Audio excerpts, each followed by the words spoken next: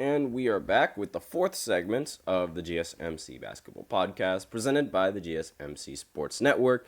And in this fourth segment, we are going to be talking about Kemba Walker and his illustrious basketball career because he ended up retiring from basketball, and he said this in a statement on, I believe it was Instagram, where I read it from. So I'm just going to go ahead and pull up the image of, well, other than the image of Kemba Walker right here, I'm going to pull up the image of his note that he left as he said his final goodbyes to the game of basketball. So, he said, "I want to start this by thanking God for everything he has given me.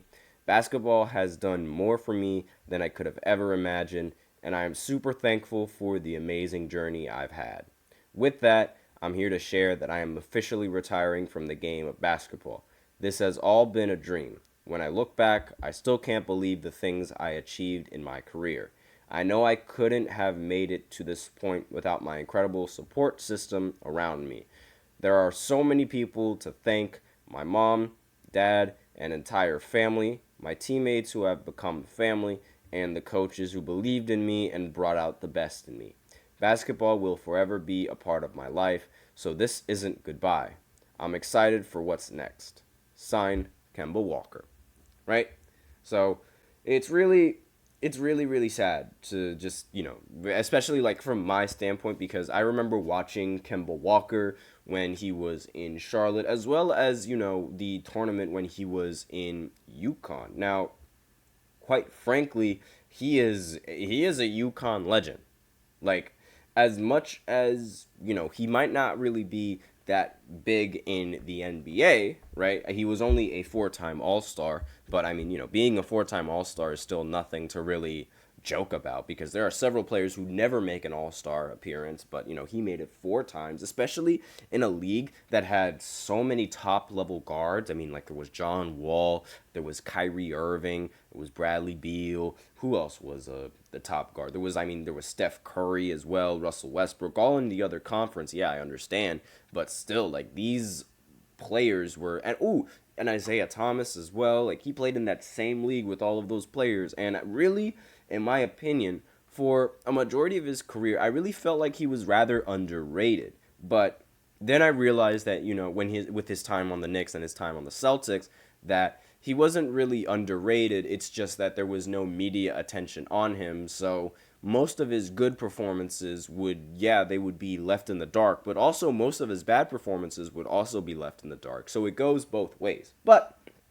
aside from that, some of his NBA credentials: he has over 14,000 career points, and he also made a third team All-NBA selection, and among the best in his draft class. His chances of making the Basketball Hall of Fame are very slim. Like, they only give him a 15% chance of earning the spot, but I mean, it's really difficult to make the Basketball Hall of Fame. Now, Walker's his resume in college is definitely going to boost his chances of making it into the Basketball Hall of Fame. But one of the things that you might remember Kemba Walker for was in the Big East tournament when he was in Madison Square Garden. Yes, Madison Square Garden. He is a Madison Square Garden legend. Let me tell you about that. He hit one of the dirtiest step backs I've ever seen. Like, that step back to win the game was arguably the greatest step back in basketball history. Arguably the greatest step back, because it was like, just think about the scenario. The score was tied, and the clock was winding down, and Kemba Walker was at the top of the key. He was the one calling the ISO. Everyone knew that Kemba was going to take the last shot. So he does a little tween, he does a little cross, right? And then he makes his move. And then the minute he makes his move, he does a step back. And then that step back, the defender fell to the ground. Like, straight up touched the earth, touched the court, fell to the ground, and he knocked down the shot. That was arguably one of the most iconic step backs ever, because he broke the defender, and then he hit the jump shot to advance in a tournament in front of the Madison Square Garden crowd. Like, that is just legendary. There's no other word to describe it other than legendary, because you can't draw up a better, like, storybook ending you genuinely cannot draw up a better ending.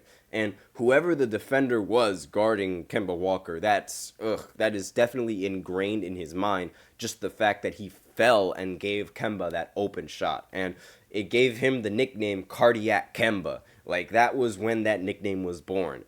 Or maybe it was born before that, but I have no idea. But that was when it became iconic, I guess you could say. And there was no controversy of when the ball left his hand because he shot the ball with like 1 second left. Clear cut bucket. It was going in.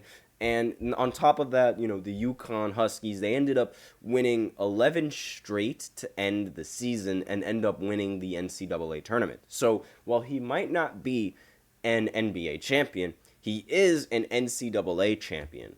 And that's nothing to really scoff about. So he averaged 16 points while he was on UConn, including 23 per game in his final season. And that final season, Kemba Walker led his team to the NCAA title. He earned the consensus first-team All-American honors and was a Final Four MVP.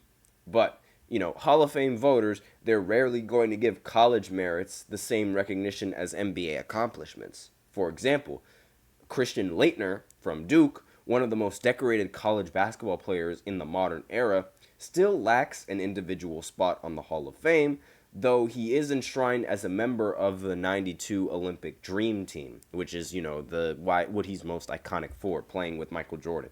So while Walker looks like, according to this article, is going to look like a long shot for the Hall of Fame at this point, it doesn't take anything away from his legendary college career. Since he is hanging it up for good, this is the perfect time to look back at some of the most iconic moments that he had with UConn. Now, obviously, he is by far in the Hall of Fame for UConn. Like, there is not a single person that goes to UConn that has no idea who Kemba Walker is. Like, not a single one. Everyone knows just how good Kemba Walker was, especially when he was on the team.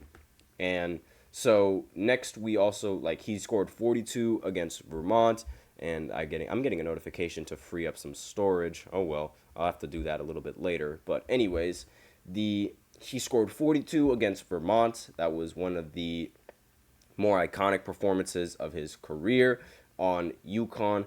And let's see, not only that, there's also the game winner that I just mentioned earlier in the Big East tournament and his legendary NCAA tournament run. The Huskies, they were the 3 seed in the 2011 NCAA tournament. They beat Bucknell in the first round. Walker scored 33 points in the second round over Cincinnati, and then 36 against San Diego in the Sweet 16. Now, scoring that many points in a tournament game is nothing to scoff at. It's very, very impressive to do such a thing. And he scored 20 points in the 65-63 win over Arizona to advance in the Final Four.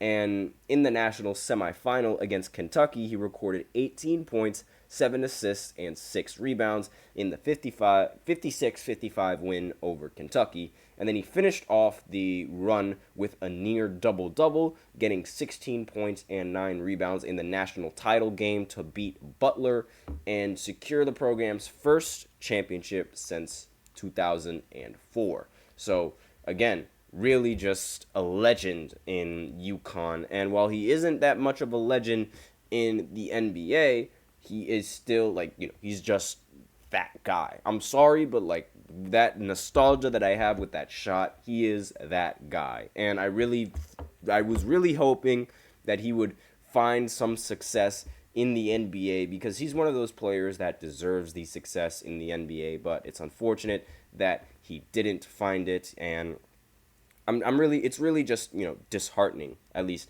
in my personal opinion, because again, it's he did so much in college, and I feel like it's only right that he does more in the NBA, but it's unfortunate that he didn't, and he wasn't able to gain any kind of greater recognition aside from being, that point guard on the Charlotte Bobcats, I guess you could say, because that's really what most people are going to know him for. And what makes this even worse for me is that, he had a very, very solid handle with the ball. He is one of the best ball handlers that I've seen in the, like, obviously, there's Kyrie, there's Steph, and then there's Iverson, and then, around that area, like, just a little bit below, I think is Kemba Walker. Now, obviously, that's not really saying much, but when I remember a player, I'm going to remember him for, his handles and what he was able to do on the basketball court, more so than I'm going to remember, the stats and, I guess, the mediocrity, I guess you could say. And he is one of, like, let's face it, he's definitely one of the best ball handlers that the league has seen. And he has several ankle breakers on his resume. He has, you can't really calculate ankle breakers, I guess. But aside from that, like, he's just, maybe I'm just a little bit biased towards somebody like Kemba Walker because of how he was in college and just, how much I've remember that game and remember watching that step back and just how crazy of a shot that was in such a high leverage moment. But I think he's just that guy. Like, he's really just a fantastic ball handler. Obviously, like I said before, nowhere near on the level as, Kyrie or Steph or maybe even Allen Iverson. But, there aren't really that many players that, when it comes to mind and I think of handles, like, for example, Kobe Bryant. Well, when I think of Kobe Bryant, I don't really think of his handles, even though he had a fantastic handle. But when I think of Kemba Walker, I think of his handle. Like, that's really what I think about, and that's the first thing that I think about. When I think about T-Mac, I don't think about his handle of the ball. I think about his shooting and things like that. When I think of LeBron, I don't think of his handle. When I think of, give me another player, Michael Jordan, I don't think of his handle. When I think of Larry Bird, I don't think of his handle. When I think of Magic, I don't think of his handle. Like, all of these legends, when I think about them, their ball handling doesn't really come to mind as much as, Kemba Walker does. And maybe that's because, they have other things in their game that is just more recognizable than their ball handling. Like, for example, like I said, LeBron, he can overpowered. Kobe, his shot chucking. Michael Jordan, also his shot chucking. And like, I understand that, but still, like, it takes, you have to be really, really good at handling the ball if I'm going to remember you for your handle of the ball.